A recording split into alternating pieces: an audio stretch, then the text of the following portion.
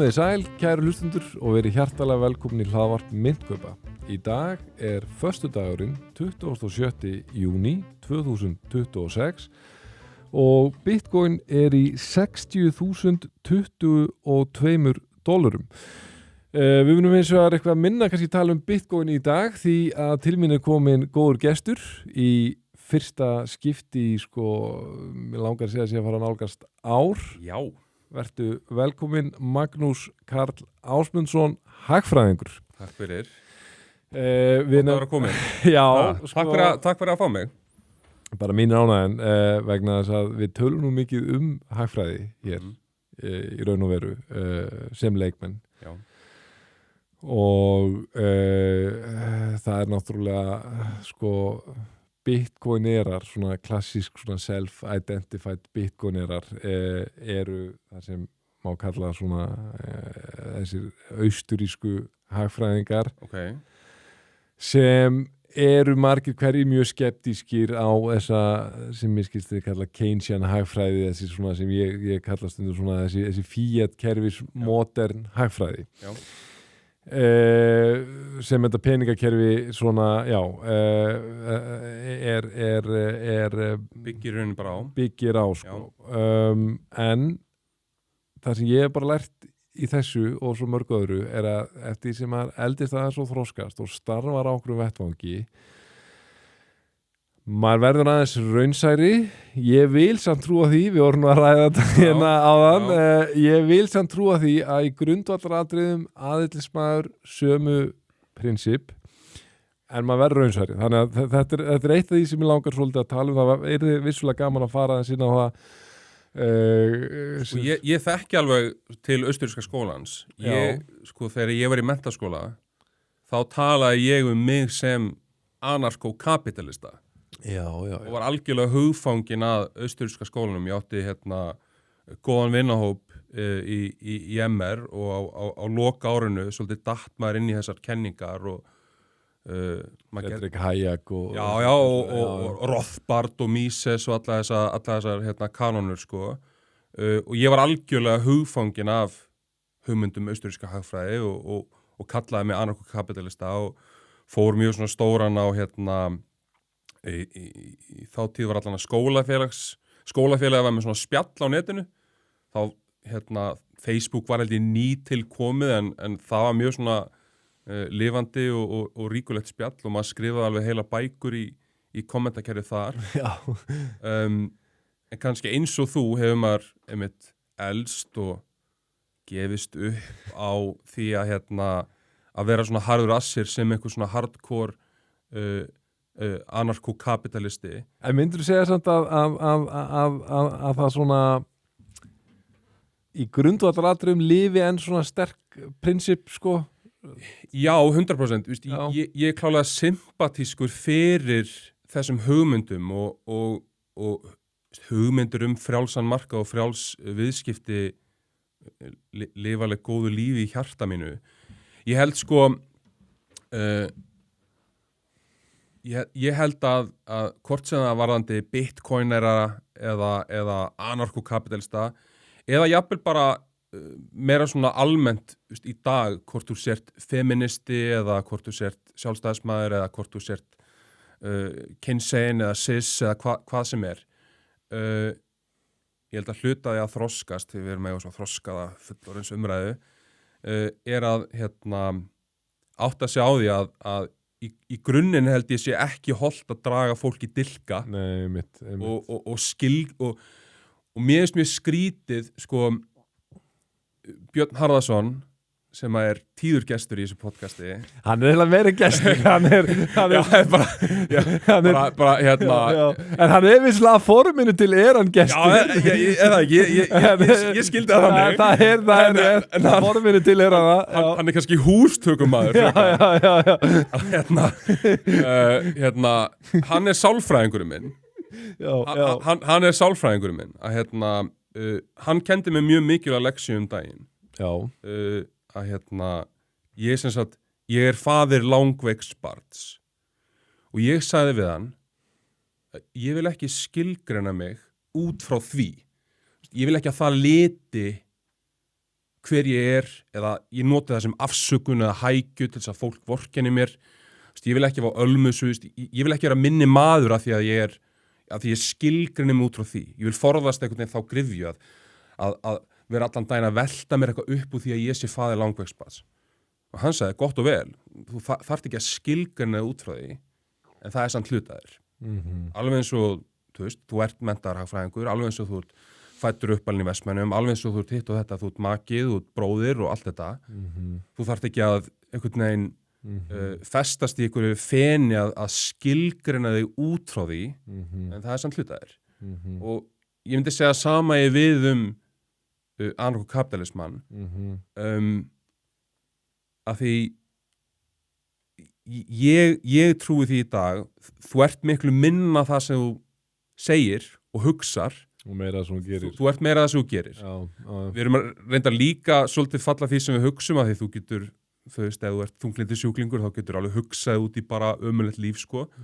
En þú ert svolítið meira bara það sem þú gerir. Ég held að, sko,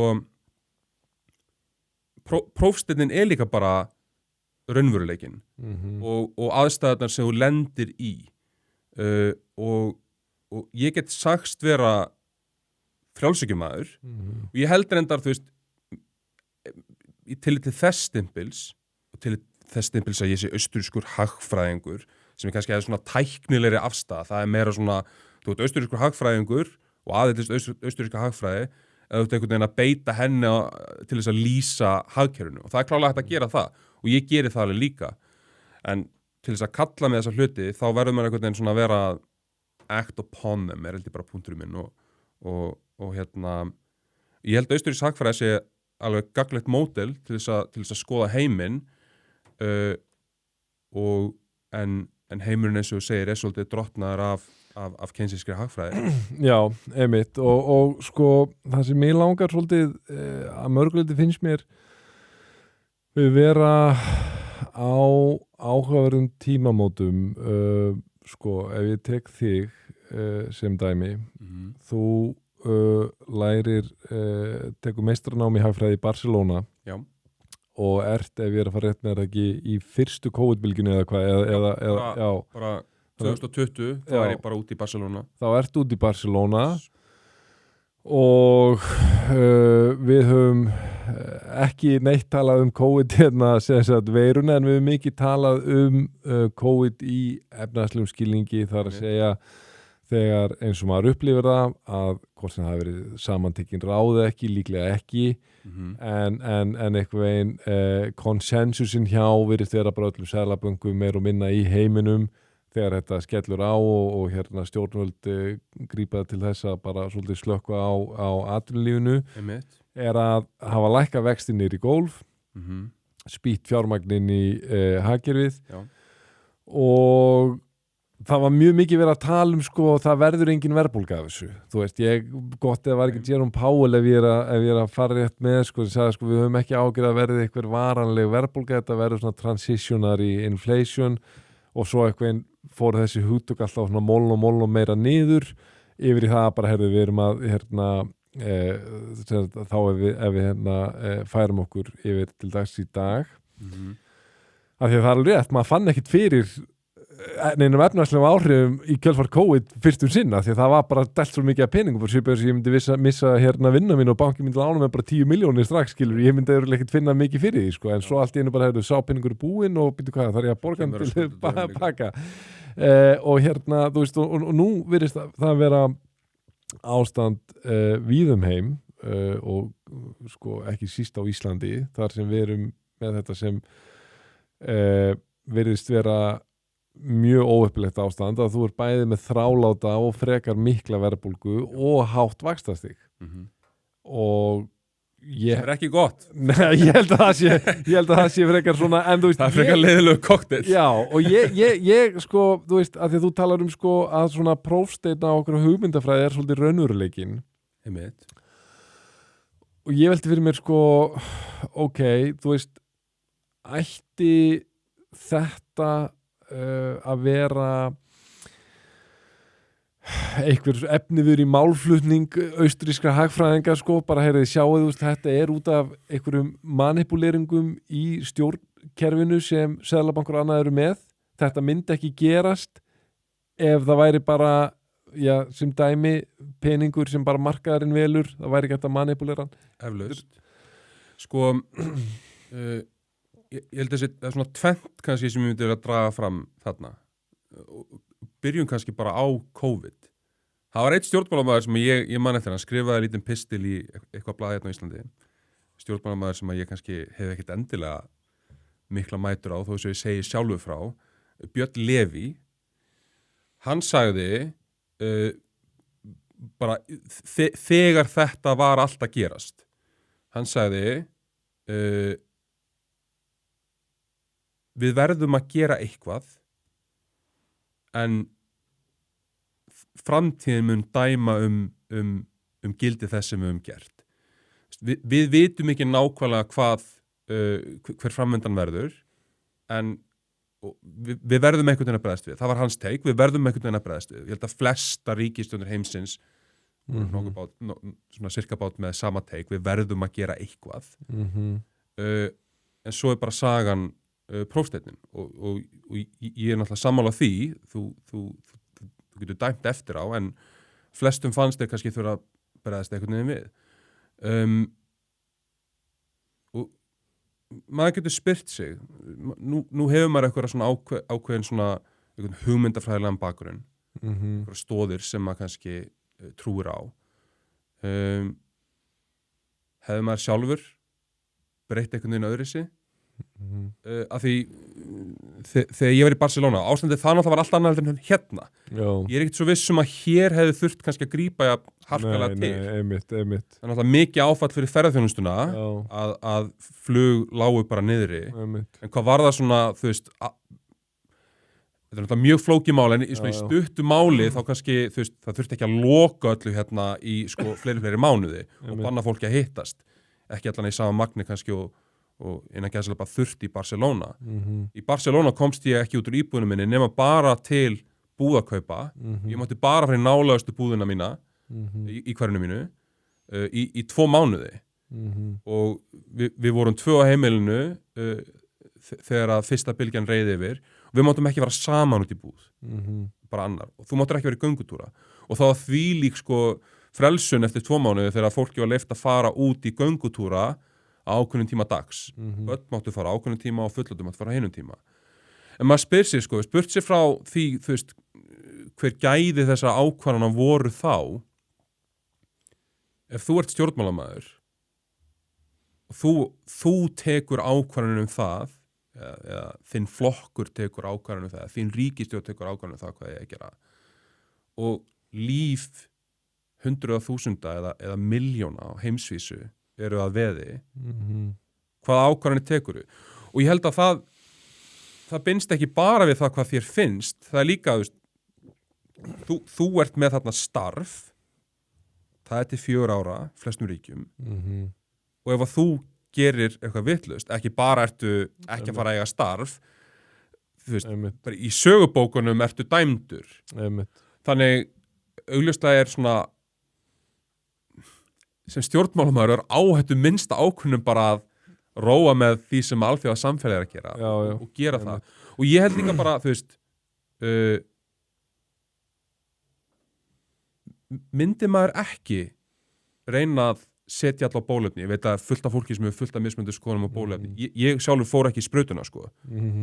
Bara, ég tók það afstöðu. Bæði vegna þess að ég er ungur og hraustur, en líka mér fannst bara eitthvað weird við þann pakkallan, sko. Á þess að vera dreif einhverjum samsæriskenningum sko. En að einhverju leyti er þessar aðgerðir fullkomlega skiljanlegar og það er mjög auðvelt að sitja heima á sér og segja ég hefði gert einhvern veginn öðruvísi því ég er með svo traustan hugmyndafræðilegan grunn, en það er ótrúlega erfitt þegar á hólminu komið. Alveg eins bara annað dæmi sem er í rauninni algjörlega ótengt. Ég hef bara notið þeirra blessunir að fara með mannaþáraráð í ferðarþjónustu og núna í félaginu sem ég starfa hjá sem heitir Tíma þeirra.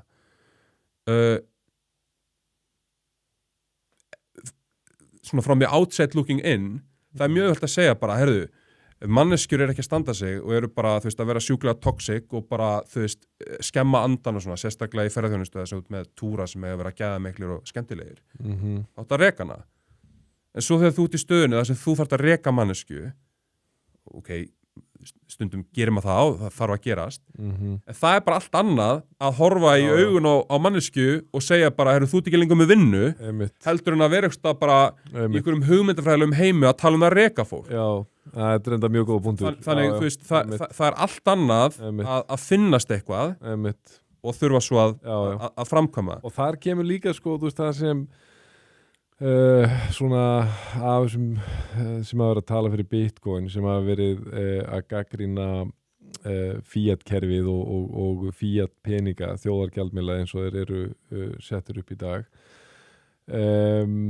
að sko gallinn verður ekkert bara raunverulegur ef þeir sem fara með stjórntækin eitthvað spilltir, skilurðu, þú veist, það er bara það að einmitt eins og þú segir, þú veist, það er voðalega auðvelt að sitja bara í ykkur einangræðri hugmyndafræðilegri búblu og bara já, svo nátt að gera það, bara nei, ekkert engin inngrip hér og rekur bara hér ef eitthvað skilur, en svo einmitt raunveruleikin bara allt öðruvísi, en þess vegna einmitt sé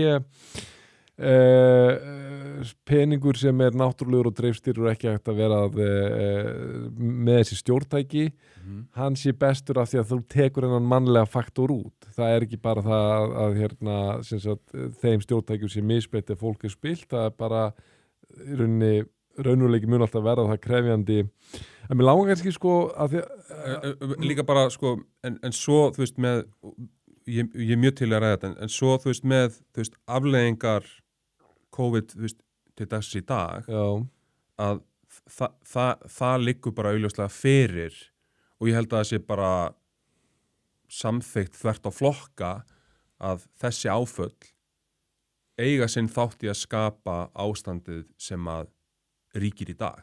Já, en mér finnst það liggur nokkuð í augum upp. Ég er alveg sammála, en mér finnst maður, kannski ég bara ekki að fylgjast nú vel með, en mér finnst ég svona ekkert heyra sko það stef mjög oft. Mér finnst meira eitthvað veginn að ef ég bara les umræðuna og fjölmiðla sem ég veit ekki að geri minna í dag, en ég er ekki svona frétta fíkill allavega þessum svona hefðbundum fjölmiðlum, en þó ég samt svipað segir sko með úrvalsdeildina, ég horf ekki á hverja leik en ég passa að halda mér alltaf viðra að hæfum sko, sé hvernig úrslitin er og hverju skoruð og hvernig staðan í deildin er og svona svipað með fjölmiðla, en sko þá er alltaf eitthvað áherslan á sko finnst mér ósað mikið bara kjaradeilur og og svo náttúrulega neyslu almennings og að launakröfur séu miklar og aðilar á þessum vinnumarkaði séu ekki að standa nógu vel saman, rói í sömu átt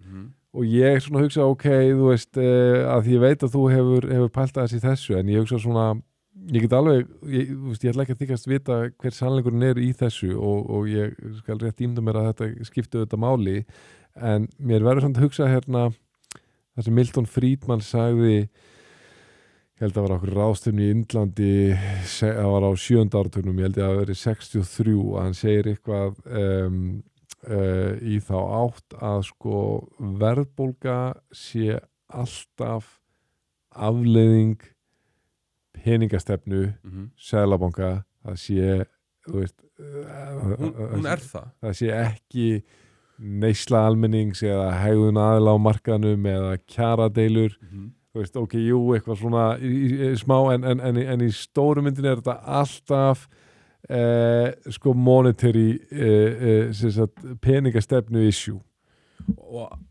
á þess að sko tala fyrir hönd liðins manns þá gefur mér líka að skilja að hann er fyrst og næst að vísa til verðbólgu til langstíma. Já, það er rétt. Að því bara, jafnvel á fullkonu marka, allan svona fræðilega, sko, þú ert náttúrulega með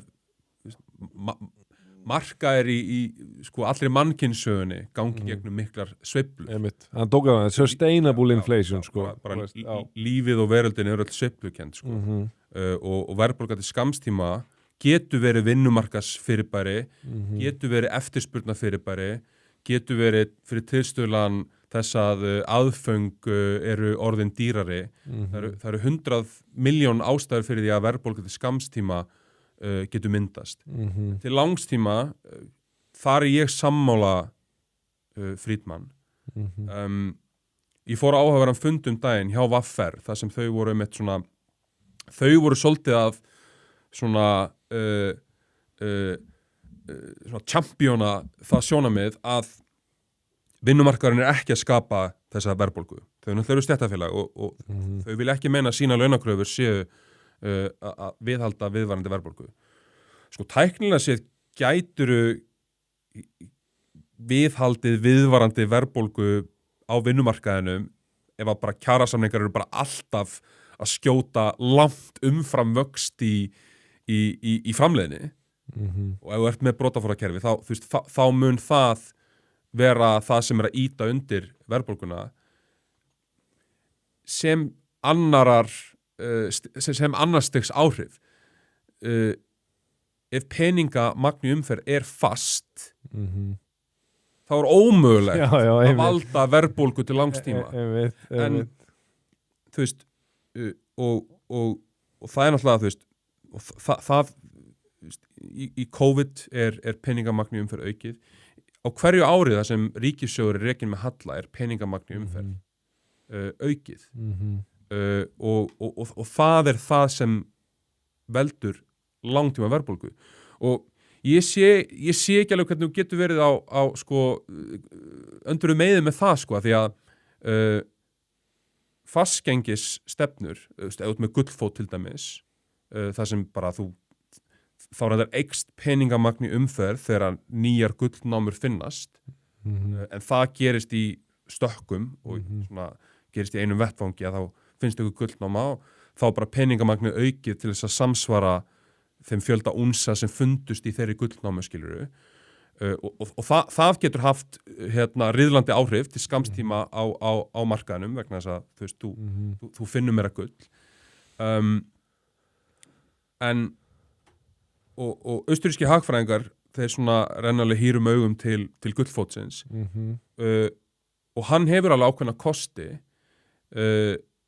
og það er oft talað þú veist, að verðhjöðnun setna þeim kostum en verðhjöðnun er líka alveg pínu skrítin því þú veist þá ólíkt verðbólgu þá fer hver króna eða hver dollar að vera meira virði og þá er spurning hvað á að gerast fyrir launin þín þau að lækka til þess að endurspegla framleiðslu virði vinnuna þinnar á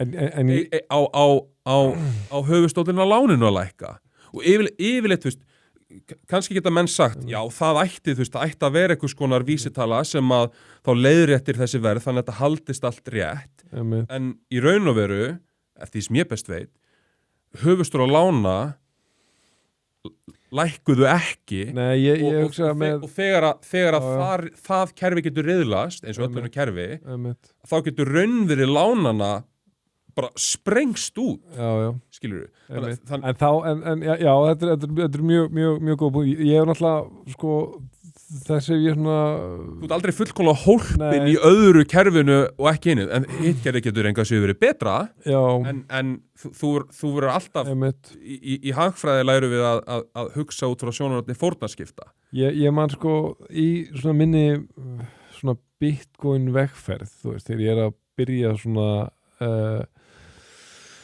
tilenga mér allan hennan nýja heim og þessa hugmyndafræði sem Bitcoin snýst að þá svona fannst mér mjög áhugavert einmitt þetta konsept af því að það litla sem ég hefði lært eitthvað hagfræði, eitthvað bara bók í framhaldsskóla eða eitthvað sko að þá var verðhjöðnun svolítið afgreitt bara svona með einni setningu bara ok, við erum öll sammála að mikil og þrálát og langarandi verðbólga er ekki góð sweet spot þannig eitthvað að þú veist 2% og svo alltaf bara svona en það sem enn verra verðhjöðnun sko, án þess að væri nein rök fyrir því sko, svo allt í einu kynnist maður svona þessari austurísku nálgun og þessari Bitcoin nálgun, þessari svona hard money nálgun og þá bara þessi punktu bara virkilega challengeaður og bara, herru, og ekki bara abstrakt, ekki bara hugmyndafræðilega, heldur líka bara bent á tímabil í sögumæki, það er bara, herru, við bara samfélag bara virkilega hefur sýnt það og sannað, ekki bara hérna þarf að fara eitthvað til Rómaveldis hérna einhver 2000 ára aftur í tíman, heldur þarf ekki að fara lengra en einmitt, þarf ekki að fara lengra en bara hérna svona seinni hlutan af hérna 19. öldin í Bandaríkjónum sko. Þar sem þú ert með, þú veist, ég man ekki hvað var 10, 15, 20 ára tímabil af hérna verðhjönun og allt gekk mjög vel og ég held sko, eins og segja þegar þú nefnir þetta með launin einmitt, ættu þau að lækka, ég held að það sem trublandi sko við að því að þetta virkar svo öfugt á mann, en það er náttúrulega af því að held ég að hluta til við erum ekki að fá launin okkar greitt tökum bara en dæmi Bitcoin, skilurðu en ég er mjög vanur því að allt sem ég mæli ekki að verða Bitcoin, skilurðu, alltaf að lækka og gefið ekki í síðustu mánuð en það er ekki búið að vera þannig, það búið að vera alltaf að hækka ekki að verða Bitcoin en þú fattar, á 6 árum sem ég verið í þessu þegar, eins og séð að myndku fyrir loftið Bitcoin í 8.000 en ég held bara, þú veist, að þessi punktur hann stríkum hann svo öfugt af því að ég er náttúrulega bara vanur því að laun eigi að hækka því þau verða að hækka til að sko viðhalda ykkur af hérna kaupmætti sínum en það sem mér langar núna að aðeins sko að þetta finnst mér svo áhugavert þetta sem við erum ákveðið núna, ég vil halda okkur í þessum punkti ég vil spyrja það Magnús og segi það sannlega bara hlustundur, ég veit ekki alveg svarið við þessari spurningum minni eða svona er svo forveitin, hver er þín afstaða gagvart Bitcoin í þessu samingi og ég þykist vita að þú hefur kynnt þér svolítið þessa svona afstöðu þessar Bitcoinera ég meina augljóslega í rauninni búin að kynna það áður en Bitcoin argumenti var presentað bara að tala um menntaskólaáraðinum langar bara að vita hvernig sérðu Bitcoin fyrir þér, ertu jákvæður, ertu neikvæður og já, byrjum bara aðeins á því sko ég held að þessu ýmis sko vandamál sem þú veist, að því gefum okkur það að Bitcoin verði einhvern tímann, segjum bara kjölfestu gjaldmiðill sú vegferð, það er held ég ýmis konar vandamál sem Bitcoinerar eða Bitcoin samfélagið mun fyrir að leysa til þess að það hlut gerist og ég held að Bitcoin sé líka þú veist, það er mjög líkt þessum dollara á gullfæti að þýlitum til að bókstaflega eigur fjölda dollara eftir þessu mænar gull í námum og það sama við Bitcoinið þó svo það sé kannski aðeins svona samfelldari ferill, þetta er ekki svona tröppulega ferill eins og með gullið það sem kannski liðu ára eða jafnvel áratugir milli þess að nýjar gullnámur fundust. Eitt líka bara með gullið sem tengist líka svolítið COVID-umræðinu sem við erum að tala um og gæti átt sér ákveðna skírskotun í því hvernig heimurum myndi líti út ef að Bitcoin væri sem kjölfestu gjaldmiðillinn. Þegar það urðu alþjóðlegir brestir í fjármálakerfum og hagkerfum heimsins að þá dreifðist vandinn mjög hratt út allan heim vegna þess að þú veist það eru allir á gullfæti það eru allir með þú veist mjög svona sambærileg verð eða þú veist gjaldmiðlar heimsins voru mjög háðari hvorum öðrum heldur en til dæmis í dag ef það kemur einhver skellur í Bandaríkjunum í brotafórakerfi að minnsta til skamstíma þá getur eins og í COVID bara dælt út peningum og redda þér eða er einhverjum peningum til að dæla út þá færðu skellin strax þannig austurískir hagfræðingar myndu segja já, til langstíma er það sennilega gott þetta er svolítið eins og að rífa plásturinn af þú vilt bara klára vandamálið strax bara horfa bara í ginið á hákallinum bara og leifunum að éta þig og svo bara sérðum sjúkrareikningin bara einhvern mann setna en þú tekur skellin núna veit ekkert hvort þessi myndi ekki meika neitt sens en þú skilur hvað þú skilur hvað er að fara og þetta er eitthvað sem að kannski austurískir hagfræðingar og ég er ekki að segja þetta sem einhver sko liðhlaupi hérna austurríski hagfræðingur, ég er ekki orðinn einhver keynesiskur hérna lottari sko, en stóri kosturinn við brotafórakerfið er þessi sveigjanleiki að geta sleppt skellinum núna og tekið hann út setna. Það eru auðvitað sko filosófískar, siðferðislegar og efnaðslegar sko röksemdafærslu sem getur vegið á móti því. Til dæmis bara margir líta á þetta sem beina þjófnað við framtíða kynslóðir sem það er í einhverju skilningi sko en maður verður alltaf að spyrja sig hvers vegna er þetta kerfi við líði? Hvers vegna er mannfólki hér í dag? Hvers vegna eru gíraffar með langa hálsa? Þetta er stöffið sem lifði af. Þetta er alveg jafn mikið viðfangsefni náttúruvals, ekki alveg klift og skorið. Þetta er samt mögulega, þetta er samt svo stuttur tími. Þetta er kannski 100 ára saga. Gott og vel. Og ég er ekki að segja að ég vilja ekki að það myndi kannski breytast. Ég reynda veit ekki hvað ég vil að gerist í þessum efnum ef ég voru alveg hreinskilinn en maður verður líka að sýna sko sjálfum sér svona ákveðna má segja þekkingafræðilega auðmýkt er sko þú veist þetta kerfi samt lifir góðu lífi og hefur gert það í 100 ár. Ég veit ekki hvað gullfóturum að lengi í líði, kannski 2-3 aldir, ég veit ekki, kannski var miklu lengur við líði. Svo formlega, þú veist... Áður fyrir voru menn að dreita tóbaki og skeljum sko einhverjum eigum. En alltaf gull bara sem peningur, maður segja peningasaga gulls, þú veist, það var ekki bara gullfóturinn, þú veist, af þessum dollar og pundum og eitthvað svo leiðis, það er náttúrulega nær eins langt nárast. En Rómakeisar að dríuðu gull, og menn að beitta alls konar aðferðum, sko. Og ég myndi segja að þar þegar þú fær lengri linsu, eða víðari linsu, þú veist, á tímabili, þú veist, þar sér maður, þú veist, og ég átta mig á því, ég er bíaseraður, skilur, ég get ekki verið óhlutdrægur með þetta og ég bara viðurkenna, ég reyni að samt vera eitthvað meðvitaður bíasana mína og líka bara fyrir sjálfa mig því ég vil auðvitað reyna að komast að því hvað er raunverulega satt, ekki bara sérstaklega því að maður er að fjárfesta á grundvelli þessara skoðana, þetta skiptir máli, skilurðu en þú veist, ég svolítið keypt narratífið að það hafi átt mjög stóran hlut í falli Vestrómverska ríkisins þegar þeir byrja einmitt að fyrst bara mjög fraksjónali að skerða sko gullið af peningnum þar til á, ég man ekki hvað tók langan tíma það var nákvæmlega ekki neitt gull í peningnum lengur peningur sem hafi verið 100% gull það skilur verið fyrst, þú veist, 90%, 70%, það er bara, þú veist... Manstu hvenær gullfóturinn var afnuminn? Sko, ertu að tala gullfóturinn í Bandaríkjunum 1971. Það var Nixon. Og það átti að vera tímabundin aðgerð. En sko, einmitt, til að setja það samhengi, 71, hvað er þetta, 55 ár, með Róm, Vestrómverska ríki, þá talaðum að þetta voru svona cirka 200 ára kapli frá þeir byrja á þessu og maður getur hugsað í stafræna veruleika sem við erum í dag þessu nútímheimi og kannski þú getur sagt 200 ár, við getum allavega helminga þau, þetta eru 100 ár auðvitað veit ég þetta ekki þess að við finnst mér áhvert að vita hvað það finnst Bitcoin, mér langar að koma með eitt innskot í þetta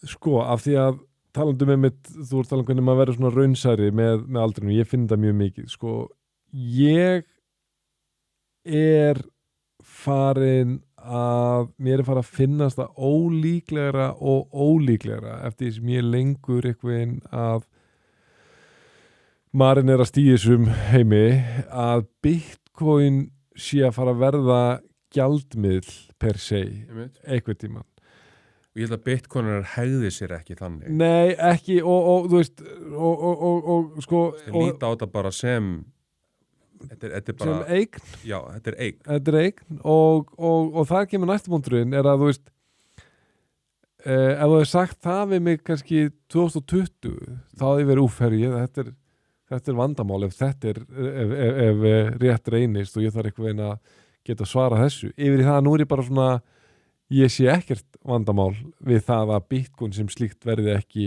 gjaldmiðil, ég sé nokkrar útgáfur við kunum tala svona ef við tölum scenaríu sem maður að gera ráð fyrir, ok, bara fyrst scenaríu bara Bitcoin bara heyra sögunni til og fara í 0 og ekki skipta máli svo getur þú tekið alveg hinbólinn bara svona öfgakendur á ekki geðveitt kauptækifæri by the way getur hýrt þar allar já, svo getur verið bara þessi svona öfgakendi extreme bitcoineri eins og segi bara að þetta verður universal global money og einhver veginn bara þú veist verðmættasta eignin og einhver veginn allt saman store value og currency og þú veist ok, svo eru scenarióin sem svona myndi ég segja þetta 4 helstu scenaríu sem svona mest kannski relevant og eitt annað scenaríu svona ok, þetta ekki að fara að vera það augljóslega þetta heldur ekki að fara að vera eitthvað risavaxið store value asset class sem að fara þú veist, bara takt til dæmis bara market capið á gulli og verða að spekla eitthvað þannig, ég vil meira eitthvað svoleiðis, þetta bara að fara að vera eitthvað svona asset eins og þetta í dag skilur, bara þú veist, þetta alveg stórt, þú veist, þetta vita margir ég tek alveg fram, þú veist að mín persónulega skoðun sem ég byrti með öllu fyrirvörum svo að þetta sé þetta sem sagt sko mér finnur að hafa verið þriðja sem ég nefndi að þetta verði virkilega stór eign, global eign store value eign sem þú getur nota svo til dæmis ef viljir fyrir því að nota sem einhvers konar gullfót koncept, ég geti mér trú að verði óformlegur og ég að teka þetta fram með allt bara svona eitthvað persónulega vangaveltur yfir mjög langan tíma eitthvað á næstu áratugum svona óformlegu gullfótur, ekki bara við eigum svona mikið gull, við mögum gefa svona mikið dollar, heldur meira bara þetta ríki, hvort það Bandaríkin, við vitum að þau eiga svona mikið bitcoin og þá bara meira traust á dollarnum eða þú veist, það í Evrópa eða ESB á svona mikið bitcoin, það meira traust á evrinni, þetta einhverja svona pælingar sem ég verið að leika mig með í hausnum þannig að þú veist sko, punktur með þessu öllu af því að við vorum að tala Bitcoin í samhengi sem gjaldmiðil, punktur með öllu þessu að þú veist, sérðu eitthvað, ég veit að þetta mörg atriði sem ég nefni einu, en svona hvernig finnst sér þessi ef ég svona örstuð saman þetta, Bitcoin fari í 0 Bitcoin verði bara global money sem bara eitthvað, þetta verður bara Bitcoin heimur Bitcoin risavaxið global store value asset class eða Bitcoin verður bara áfram eitthvað svona gimmick asset eins og það núna. Þessi 4 scenario. Ég hugsa sko finnst ég líklega að það bara hverfi, heyri sögunni til? Ég rauninni hef engar forsendur til þess að meta til þess að koma með eitthvað svoleiðisfullyrðingar. Nei. Eina sem ég get sagt sko að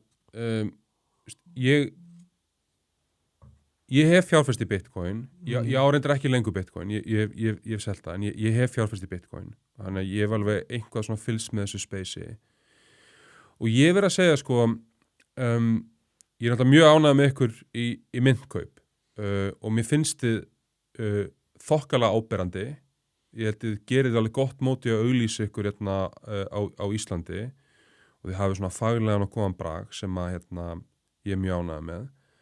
Takk fyrir það. Já.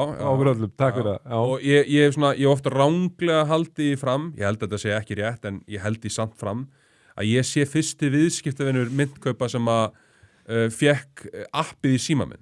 Já. Ég fekk það áður en að fóra á Play Store allavega. Já, ok, wow, já. Þannig að ég var svolítið í kringum hann að patta á strákana, ég var tíma í 14. klassanum þegar myntkaup var að fara í lofti. Já.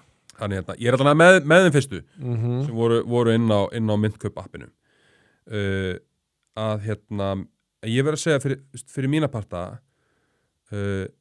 að og kannski skortir það bara eitthvað svona ákveðin eitthvað frumkvöla anda ég veit ekki, ég þekki ekki til hlítar nákvæmlega hvað er þetta að gera með specifíkli Bitcoin borgarkeðinu en ég gef mér að skilja þetta að gera alls konar afleiður og það er að gera meira með þessa bálkakeðeldur en bara eiga Bitcoin, en kannski það eina sem við getum gert. Nei, það er alveg rétt, það er einmitt. Þannig að, en svona,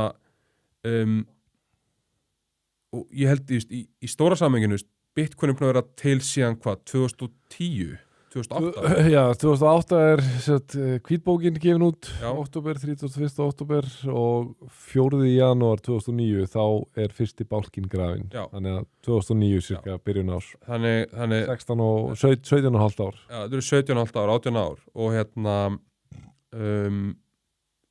og í stóra samhenginu, ég held að Bitcoin hafi bara staðið sér príðilega á þeim tíma Já, nefnitt þú veist og ég held að sé bara fullkomlega eðlilegt að vilja eiga Bitcoin í dag alveg sama að þú veist markaðar eins og krefjandi eða ekki sko en það sem mér fundist kannski skortapínu er pínu svona kannski meiri frumkvölastar sem í kringum Bitcoin specifically það er alveg hellingur í gangi það er bara ekki í mínu sfíri ég sé það, algoritmin er allan ekki að íta mér þangað Nei. þannig mér finnst einhvern veginn eins og sér ósa lítið að gerast í þessum heimi Já, og mér finnst mjög lítið penetration bara til bara hins almenna manns ég held að Bitcoin sé ekki mikið ofalega í huga fólk í daglega líf og kannski sérstaklega ekki núna sko en 100% ekki núna og ekki verið að síðustu að nálgast myndi segja 2 árin þú veist, það var svona ef við förum, þetta var sakalegt æðina 2001 bara svona alveg virkilega, þú veist, það var æðið 2017 en 2001 var alvöru bara svona global æði, svo bara svolítið hverfu Bitcoin svo lifnar þetta svolítið við 2004 með sérstaklega þegar Trump gerir þetta svona miklu political identity og náttúrulega, þú veist, það vakti líka þetta athygli meðal annars bara meðal leikmanna þegar BlackRock og þeir fara að bjóða upp á þetta svo bara núna er það sérstaklega þú ert með gervigreindina sem er eitthvað að dominera allt sviðið og svona attention spannið sko en vanandi með þetta sem er bara mjög valið punktur í það er bara svona ágæð, þú veist, er bara að eiga Bitcoin, skilur, er og sannleikur er kannski, þú veist, dálítið, já, í raun og veru þegar kemur að Bitcoin eingöngu, þá er sjálfur sér ekkert mikið hægt að gera en kryptoheimurinn er mjög þar ertu einmitt bara í rauninu með epli og appelsínur, skilur, er að bara, þú veist algjörlega, þar ertu með þú veist, og það væri svo efni bara alveg enn lengra að fara að tala við erum með bálkakeður og ég held, þú veist, bálkakeðu tæknin held ég að sé stórkostleg og ég sannlega vona að hún verði nýtt enn frekar í framtíðinni og það er mjög svona sound bara counting system sko. Og það er að gerast bara, þú veist, það er ekki bara eitthvað hypotetist eða spekulativ, það er raunverulega að vera að gera meira og meira og meira og í gegnum það á Bitcoin kannski miklu meiri séns en svo líka bara, ef maður ætlar að spá fyrir langlífi hluta að þetta á ekki við mannfólk að því en það er eitthvað sem kallast the Lindy effect held ég að segja einmitt að þú veist, ef að bók er búin að vera 2 vikur á metsölulistanum þá væntur tími hennar á metsölulistanum aðra 2 vikur ef leikrið á Broadway er búið að vera sýnt í 50 ár þá máttu búast við að vera sýnt áfram í 50 ár og Bitcoin hefur lifað bara tiltölulega góðu lífi hún í 18 ár við hefum að minnst okkur 18 góðari viðbót bara þannig, þú veist, og það er bara mjög langur tími í hagfræði og mjög langur tími í lífi okkar og getur haft bara mikil áhrif og væntanlega er ég að skilja líka Lindy effekt réttir ekki að Bitcoin fyrir 0 eftir 18 ár, you heard it here Nei, að með Lindy effekt, við tökum bókinn þetta með 2 vikur svo erum við að vera 4 vikur þá virkar Lindy effekt, þá máttu aftur búast við 4 vikur einmitt, og með en ef þú erum 80 ára þá er ekki að fara að lifa í 80 ári viðbót ekki með nú er þetta tæk ég get ekki hefur þetta sjálf, ég er 37 ára ég verð 74 ára og þá líklega 148 ára þú var ekki en sleipur í hugreikningum ég hef heyrt það, ég sé það en þú ættir að vera finance bro, þú ert svo fucking hver veit en sko, mér finnst þetta nefnilega, mér finnst það mjög áhverð mann og svo mér finnst líka áhverð sko, þú ert búin að svara spurningunni en samt í rauninni ég er samt ekkert mikið nær þú gerir þetta svolítið eins og stjórnmálamæður með Bitcoin en ég sem er bara fínt ok, hvað er spurninguna? Nei, þú raunni svaraðar en eins vel og hægt er, bara hvað þið finnst Bitcoin. Þú ert basically bara að segja, ok, það er enn það mikil óvissa í raun og veru. Ég held að eina sem ég get sagt Bitcoin ég á ekki Bitcoin. Nei, það segir eitthvað. Þannig að við erum að tala skilur hvað mér finnst, skiptir einhver máli, ég á ekki Bitcoin. Nei, og það er, það er eins og við töluðum aðeins hérna áður en podcastið byrja og höfum alveg dreipið hérna, að svo er allt önnur spurning, ef að ég væri bara með hérna 100 milljónir í cash líkjandi og væri ekki að borga húsnæðisláninu og væri ekki að borga 15 skall í hvert skipti sem ég fyrir út að borða, sem er kannski 2 sinni í mánuði. Og maður er ekki lengur að fara út að borða, ég fór bara sótt í mat í gær og borgaði 14 áskall. Einmitt. Núll fancy matur, sko. Ég keypti með 2 pilsur og Prins Pólo í gær og það var 2 og 4. Já. Skilur þetta er bara, ef að pilsan kostaði ekki 1200 kall, þá væri ég örugglega bara neck deep í krypto líka. Þannig að spurðu mig þegar þessi hagsveifla er búin, en bara svarið stuttu máli að dæmdu mig að gjörðu mínum. Ég er ekki með peningi í Bitcoin. En ég get sannlega sagt að ég væri með peningi í Bitcoin ef ég hefði efnaði. En ég meina, mögulega ertu bara þarna að hitta algjörlega naglan, á höfuð, skilur. Er að, sko, ég gerir ráð fyrir að meiri sem fólk sem er spennt fyrir Bitcoin, eða bara öðrum fjárfestingum og vill fjárfesta.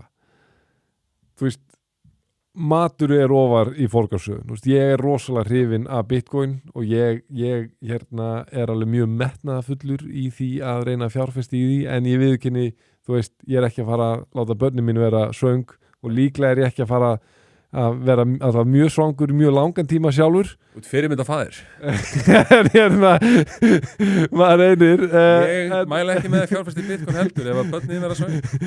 En nei, þetta er samt í raun og veru grafal sem við erum að tala um, er að bara, þetta er veruleikinn hjá rosalega mörgum á Íslandi og hérna víðar veröld. Þannig að maður svona einhver veginn maður og sko þú segir, talaðu með þegar þessi hagsveifla er búin og þú gengur þú út frá því mjög skiljanlega að þetta mitt sé bara svona sveiflur og nú sé hérna tímabillar sem við erum með háa vexti. Ég vona að það verði einhvern tíman semi-góðær aftur. Það væri fokkin dapurt, þetta væri bara viðvarandi verðbólga í alla ókunna tíð. Af því að einhver veginn sko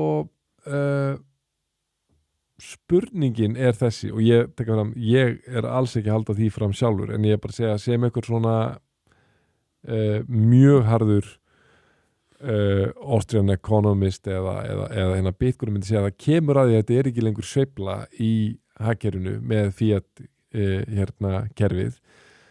Þú verður einfalda bara búin að auka peningamagn það mikið í umferð án þess að sé grundvöldu fyrir því. Það er alveg saman hvað þú reynir að temma að trappa niður með háum vöxtum með einhverju. Þú skerð bara 0 í burtu. Já, ok. Það er bara það sem við gerir. Já. Og ég meina það hefur oft verið gert. Já. Við hefum gert það. Já. Við vorum með aura. Við hefum gert það, sannarlega. Sannarlega höfum við gert það. En þá kemur þetta að sko hinnu, að því að þú talar skilur með framtíðar kynslóðir. Ég tek sem dæmi. Og maður getur tekið miljón dæmi, en þetta er bara íkonist og cool dæmi sem tekið það.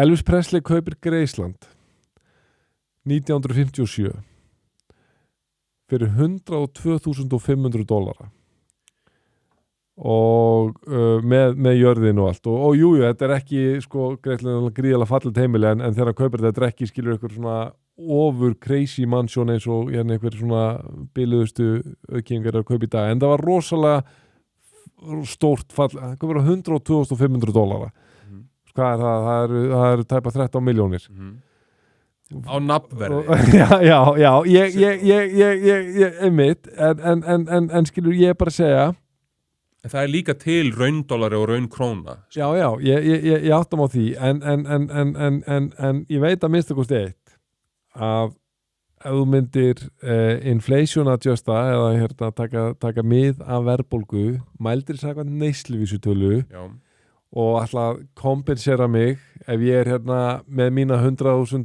dollara og ég hugsa að ég geti keypt húsið svo Greisland og neður því miður þú getur það ekki en ég er að fara að kompensera þig með verðbótum með að við neysluvísitölu síðustu hvað er það 80 ár, 70 ár ég mun ekki fá neitt í líkingu við peningana sem mun duga til að kaupa þetta hús, ég veit að þetta er mjög mikil margföldun og það er vegna þess að þessar eignir og þetta er kjarnin í málflutningi Bitcoinera er að eignar sem skipta langmestu máli sem eru langstærstur hluti af kökunni að verðbólgan þar er svo miklu, eða verðmiðin á þeim er búin að hækka svo langt umfram, þú veist, ég veit ekki hvað inflation adjusted $100,000 er, mögulega $1 million eða hvað er, en ég veit að það er enga veginn nóg. Og ég, þú veist, ég hljómur eins og alveg bölvaður bara Keynesisti, sko, en í þessu podcasti af því ég er líka bara reyna að íta á móti þessu sjónarmiði það er líka bara góð æfing sko. Og ég er ekki að reyna að koma með bara eitthvað sem ég en þú veist með eins og bara ég þekki betur húsnæðismarkaðin hérna á Íslandi heldur en í Bandaríkjunum en sko það þarf ekki endilega að vera peningalegt fyrirbæri að mismunandi eignaflokkar hækki mismikið. Nei. Það tengist örlega því að þú veist samkvæmt kenningum austríska hagfræðingarna þú veist það inflata money supply svona það hefur bara skekkjandi signaling áhrif á gjörvallt hagkerfi en það þarf ekki endilega að hafa þessi skekkjandi áhrif þetta getur hlotist bara ég meina þetta getur bara verið afur líka af einhverju samspili peningamarkaðs en líka bara reglugerðar þú veist ég gef mér að skilja að húsnæðismarkaðurinn var allt öðru sér reglaður í Bandaríkjunum fyrir 70 árum heldur en hann er í dag og veiting lands til byggingana slíkt er allt öðru sér þá heldur en í dag þannig að sko mér finnst ekki sanngjarnt sko það er að kenna ýmsu það er að kenna þessu brotafærakerfi ýmislegt en það þýðir ekki að þetta sé alltaf einu sökudólgun, það getur líka bara léleg reglun og bara ónótt framboð á húsnæði eitt og sér, hvort svo út á gullfæti eða selja skeljar eða ert með bitcoin það mun valda því að þú hefur ekki efni á sama húsi og forfeður þínir með sömu laun, skilurðu þannig að ég held að sé aðeins flóknar en það en aftur sko þú veist, þetta brotafórakerfi hefur náttúrulega bara ógrynni af ókostum líka en stóri kosturinn er sá að það getur gefið ríkisstjórnum heimsins ákveðin sveigjanleika og það eru þær skilur það eru þær sem varða það hvaða peninga við notum þú þarft að breyta þessu stjórnmálalega þú þarft að breyta þessu þú þarft að koma inn á þing og verða forsætisráðherra eða fjármálaráðherra og keyra þessar breytingar í gegn bara og jafnvel breyta stjórnarskrám og annað slíkt sko. Þannig að þú veist, þeir eru aðalinn sem ákveður þetta þeir eru einokarinn á ofbeldi eins og austrísku hagfræðingarnir vilja tala og meðan þeir eru það þá stjórna þeir því hvaða peningakerfi drottnar í heiminum ég myndi ekki ganga svo langt til að kenna þig að þú hafir gefn á Graceland það er ekki Ásgeir Jónsson að kenna þú hefur ekki efna á Graceland Hefur þú farið til Graceland? Ég hef ekki orðið Graceland, nei ekki heldur en hef kíkt nokkuð sem til Bandaríkjanna sko. Viltu óska þess að ég væri þar núna meðan að H-Amerika? Já maður, ertu búin að fylgjast með? Já, því miður. Það hefur haft mjög neikvæð áhrif á svefninn þegar börnin mín eru að vakna klukkan 6 á mótnana sko. Ég er að taka þess að leiki að bölstundum eftir og svo er Drakúla og svo er maður svona smá vakandi og það er einhver skemmtileg Ég er svo ótrúlega sjúkur. Ég set stundum heyrnatóla því ég er með í símanum sko líka Ég set heyrnartólum ég sopna yfir leik bara eins og algjör fáviti ég bara gert það það hafa verið tímabil sem ég er að reyna að venja maður núna en tímabil sem ég sopnaði alltaf við NBA og komið út í það að ég þurfti að vera að hlusta, bara setja gamla leiki, NBA-leiki á YouTube, af því að bara kerfið mitt var bara stilt þannig að ef ég var ekki með lísana í gangi, skilurðu, lísana að einhvern tala við í svefn, þá bara sofnaði ég ekki.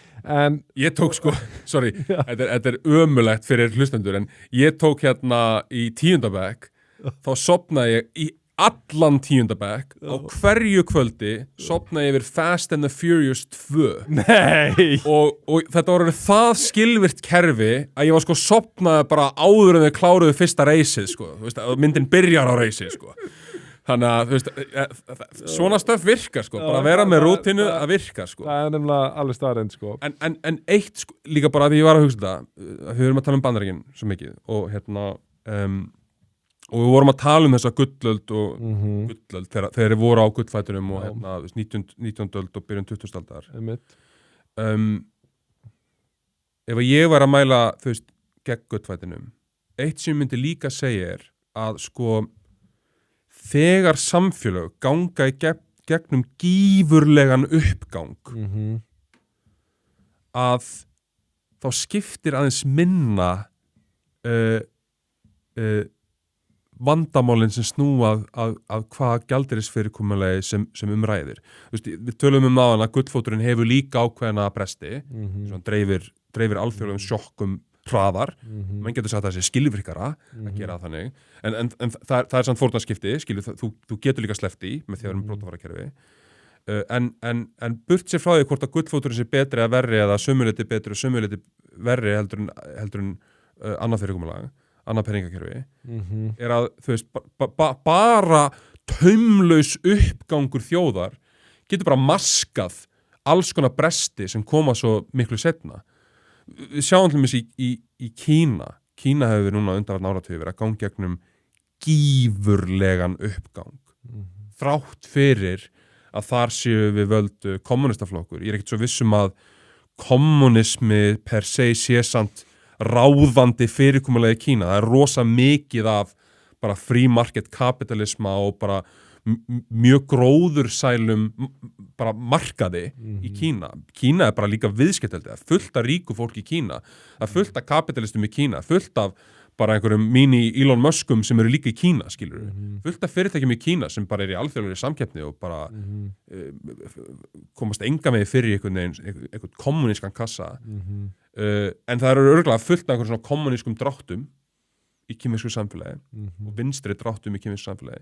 Það er fullt af hömlum og óhagræði og ríkisvaldið er eflaust allt of útþannið og allt þetta. En það á meðan uppgangunin í gangi skiptir kannski ekki svo miklu máli. Þannig að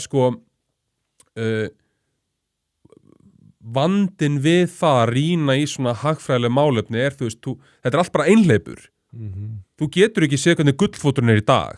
Þú getur haft hugmyndur um það, þú getur haft kenningar og ég haf bara mjög góða lýsingar á því hvernig það geti virkað. En meðan við erum ekki að rönna það test, þá getum við heldur ekki verið að bera saman heldur að daginn í dag við 19. aldar Bandaríkin, þó sem sé mjög margt líkt, Þetta er alveg frábær punktur. Þú veist, við eina sem við getum gert, þetta er það sem ég á svolítið oft erfitt með hagfræðinga, er að hagfræði er ekki vísandi fræðigrein. Ég get ekki sagt hvernig stýrivexti verður eftir ár, eða verðbólga, eða atvinnuleystölur. Ég get ekki sagt hvernig ríkishallinn verður eftir 10 ár. Það er líka einhver leyti svona bara handgert, en hagfræðingar get ekki spáð fyrir neitt, Ekkert frekar en veðurfræðingar eða jarðfræðingar. Það er allt fokkin lottarar, sem er reyna að spá fyrir næsta gos.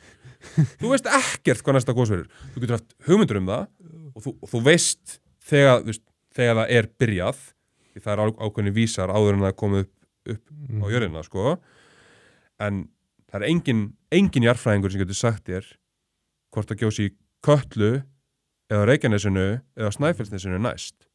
Það getur breyst á morgun. Og það sama við hagfræði. Þetta er ekki vísandi vísindi, þetta eru lýsandi vísindi. Þannig hlutir eins og sem í dag eru bara sjálfsagt innsæi, eru við orðinni tæpara tíma eða? Nei. Okay. Hlutir eins og að velta fyrir sér skömmum og löngum tíma. Já. Hagfræðin hefur formgert það og það er bara mjög powerful að hugsa in terms of langur og stuttutími. Og það er alltaf að analýsa. Hugtæki fórnarkostnaður er eitthvað sem að hagfræði getur í rauninni svona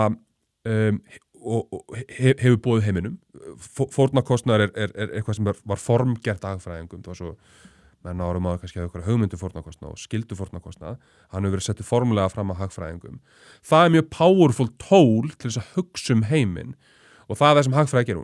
Hún hjálpaði bara að hugsa heiminn en hún hjálpaði ekkert að spá endilega fyrir hvernig frammyndan verður.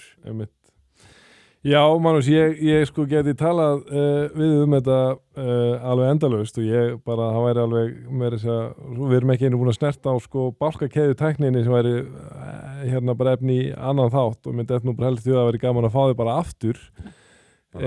Mín var ánægð. Sjáum hvernig viðbröð hlustenda verða. Eða vera mótmæli á kannski endurhugsu við málið. Ég held að þetta slá í gegn.